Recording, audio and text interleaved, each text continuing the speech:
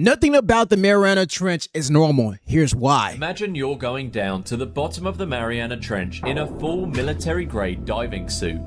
That's definitely a big, giant military diving suit, it looks like right there to me. You might think all you'd see are some tiny creatures or just straight darkness. But what would actually happen is your lungs would implode before you even reach the bottom. Facts.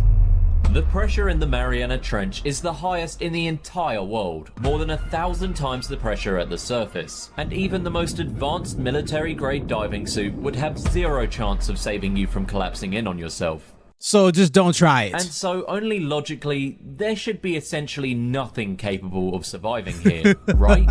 Well, if you know anything about the horrors of the deep ocean, you'd already know this isn't what happens. In fact, most of the deep ocean doesn't just have life. It has some of the most gigantic life on Earth. You have massive sharks that have been alive at the same time Isaac Newton was, squids bigger than buses, and all the other real-life gigantism horrors you could imagine. But yo, imagine you have a freaking giant octopus staring at you as you go down there, and it's like, you want to come down here and be food?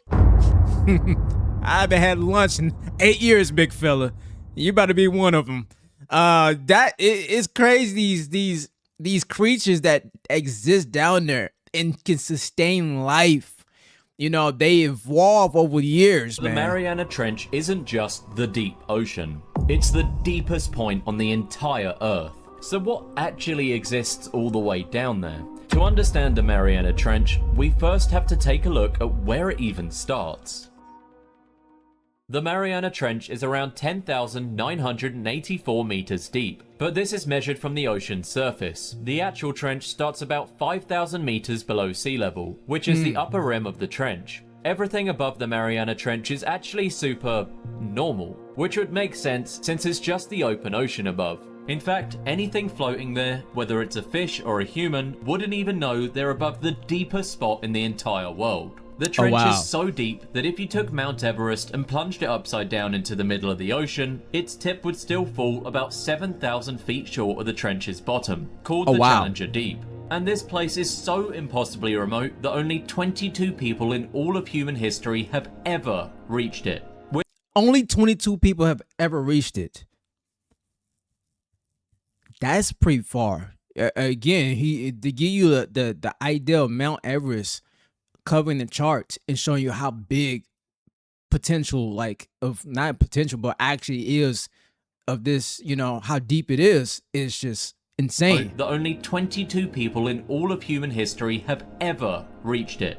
You gotta imagine how long it takes to get down there too. Like, you're not just walking down there, you're not just flying down there, you're going down there slowly. So it took hours possibly. Which, to put in comparison, even more people have flown to the moon. So what would it take to get to the bottom? Well, to get there, you'd have to pass through every layer of the ocean. Unfortunately, the epipelagic zone is the first layer, and the only zone you could even make it into. It's about 200 meters, and you could survive the top part of it since that extends towards the surface. But even getting to the bottom of the zone is close to impossible. After about 200 meters, you'd reach the mesopelagic zone, the same depth where the deepest freedive record ever was set at 214 meters with a wetsuit. This is only the top of the mesopelagic zone though, and no human freediving would ever be capable of reaching the bottom of the zone, which goes to around 1,000 meters. The pressure here is around 100 times heavier than at the surface, and you'd probably die instantly. Kinda scary since this is only the second zone, but I guess that's a deep ocean for you.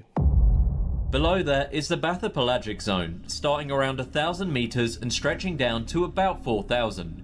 Ignoring the pressure that would have crushed you long ago, if you were somehow alive down here, you'd be completely blind, since effectively zero light can reach. And wait a minute, so we was at the first 2 layers. We're now at the 3rd level where it's completely dark. How dark can it get? The midnight zone, that's what they call it. Holy smokes. To about 4,000. Ignoring the pressure that would have crushed you long ago, if you were somehow alive down here, you'd be completely blind, since effectively zero light can reach. And you'd also probably freeze to death, and the pressure is enough to crush steel. So you're probably wondering, how can this get even worse? Well, as I mentioned before, the Mariana Trench only actually starts at about 5,000 meters below sea level. We haven't even reached it yet. Past the bathypelagic zone is the abyssopelagic zone, which spans from about 4,000 to 6,000 meters deep. This is actually my favorite zone in the whole ocean, not only because the abyss sounds really cool, but also because it has some of the freakiest animals possible. Oh, this that's zone freaky. should actually be the bottom of the ocean, because for almost all of the ocean, this is the bottom. But unfortunately for those afraid of the deep sea, this zone is only where the trench begins.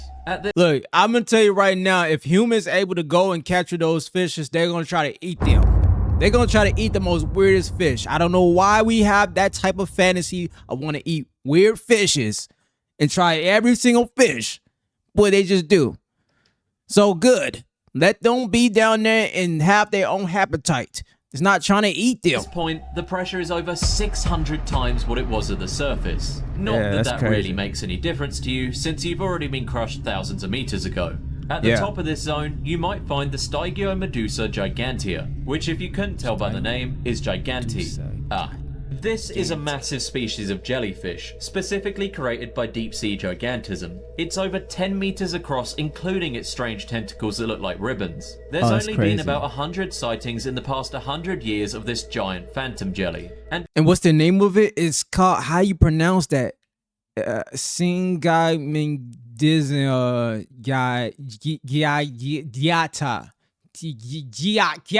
God damn, that's God. That is, look, that is hard to say, bro. Since you've already been crushed thousands of meters ago. At the top of this zone, you might find the Stygiomedusa gigantea, which if you couldn't tell by the name, is giganti. This is a massive species of jellyfish, specifically created by deep sea gigantism. It's over 10 meters across, including its strange tentacles that look like ribbons. There's only been about 100 sightings in the past 100 years of this giant phantom jelly. And because of that, we don't know much about their average weights or upper limits, but it's estimated to be around 150 pounds. They're definitely large, but as most jellyfish go, they're not too heavy, at least compared to other giant creatures. Oddly enough, they don't sting either. They use the ribbon tentacles to slowly trap prey for small things that swim by. It's kinda like fly tape, but just the deep sea gigantism version of it. But at the very bottom of the abyssal zone is one of the largest squids in the world. And while you probably think I'm talking about the famous giant squid that I know I usually can't shut up about, you actually won't see them at all here. The abyssal zone is oddly enough too deep for the giant squid, and they can only reach up to mid-bathypelagic waters. And while you might also think of the colossal squid, which do actually live in the upper abyssal zone, they wouldn't be in the Mariana Trench, since they stick to the Antarctic waters only.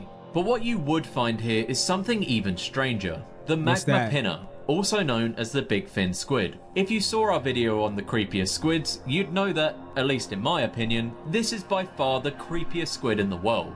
Well, that we currently know of. While it's unlikely to be as dangerous as an actual tank like a colossal squid, it's just plain unsettling to look at. I'm not fully sure why its tentacles are stretched like that, why it sometimes just hovers, and honestly, most marine biologists don't really know either. They're usually so deep and unbelievably rare that we can't even study them. They kind of look like a mosquito / some type of virus look to them. You know what I'm saying? It do kind of look spooky. When they're extended like that, it kind of look a little spooky to me. I will give you that. I wouldn't want to be down there with those things. Usually so deep and unbelievably rare that we can't even study them. Most of what we know is usually from juveniles. They stretch about 25 feet long with those weird elbowed arms that just hang. The most likely reason is that they're used to catching smaller things passing by. But we've never actually caught a live adult specimen.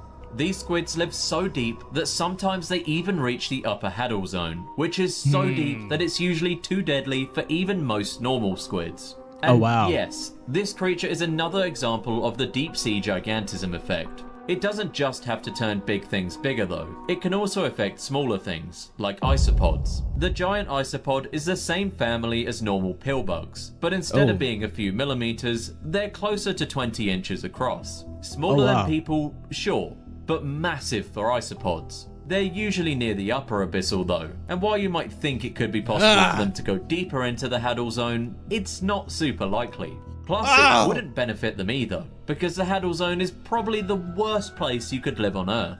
This place is so remote that it doesn't even exist in most parts of the ocean, and only in deep ocean trenches. And of course, that includes the Mariana Trench. It stretches from 6,000 meters all the way down to 11,000. And so that's where it starts at? In most parts of the ocean, and only in deep ocean trenches. And of course, that includes the Mariana Trench. It stretches from 6,000 meters all the way down to 11,000. And the only reason it doesn't stretch more is because the Challenger Deep is already the deepest part of the ocean. The pressure is so deep that it's over 1,000 times the pressure at sea level. And I'd usually give some wacky comparison, but I don't really think you could actually imagine what it's like to have the entire weight of an adult African elephant standing on every single square inch of your body. Interestingly, you might expect there to be some of the craziest giants you've ever seen there, but that's not really the case. The Hadal Zone is so unbelievably hard to survive in that deep sea gigantism actually starts to reach its limit. Things get bigger and bigger until they don't. The more body you have, the more pressure there is crushing every square inch of it. A small organism can handle that better because it has less surface area for the force to act on and fewer internal parts that can collapse or malfunction. As well as probably the more important issue, there's barely anything even here. Food is so limited that you literally can't even get enough at some point. And that's why I say that if you have squids and octopuses down there and they haven't seen food for years and you somehow down there, better pray they don't see you. It's strange to think, and most channels don't usually cover this because they like to play up the deep sea gigantism effect. But the Hadal Zone is basically the end of deep sea gigantism, and effectively where the deepest sea shrinking starts.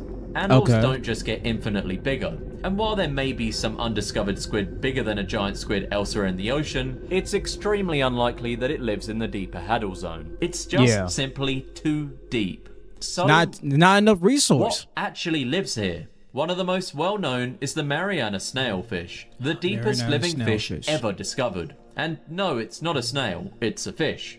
It's small, almost translucent, with no scales, and a body so soft it would collapse under normal pressure at the surface. But down here, that jelly-like body is perfect. It bends instead of breaking, letting it survive more than 8,000 meters deep. They're still about a foot long too.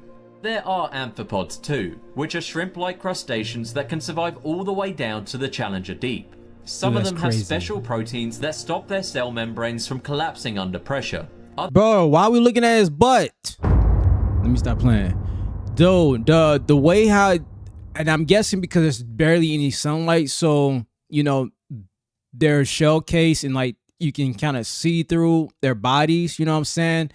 Something about it's a weird science, but I'm imagining it's because there's just no sunlight down there, right?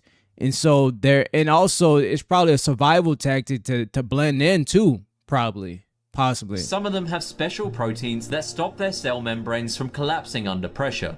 Others even eat bits of plastic that have somehow made it this far down. There are also xenophyrophores, which are giant single-celled organisms that live right on the trench floor. They can grow up to 4 inches wide, making them some of the largest single cells on Earth. Strangely, xenophyrophores might actually be important for life down there. They create little microhabits out of sand and minerals, providing shelter for other small organisms in an otherwise barren wasteland. So even though they're single-celled, they kind of act like ecosystem builders for the deep trenches. Not really as epic as giant squids, but you don't get much better this deep. Besides that, there are worms, microbes, and other tiny scavengers that feed on marine snow, flakes of dead plankton, feces, and organic dust falling from above. Life in the Hadal Zone isn't really some cool zone of giant monsters battling each other beneath the water. It's basically just, you die or you barely survive. And that's why the Abyssal Zone is my favourite. More cool monsters are there. But where else does the Hadal Zone exist besides the Mariana Trench? Well, the Hadal Zone is usually created when the abyssal plain cracks open due to immense tectonic activities and forms ocean trenches, just like the Mariana Trench. There are about 20 major ocean trenches around the world, mostly found in the Pacific Ocean. The most famous ones are the Tonga Trench, the Philippine Trench, and of course, the Mariana Trench. But if it's basically a death sentence to even exist there, how do we know anything that's down there?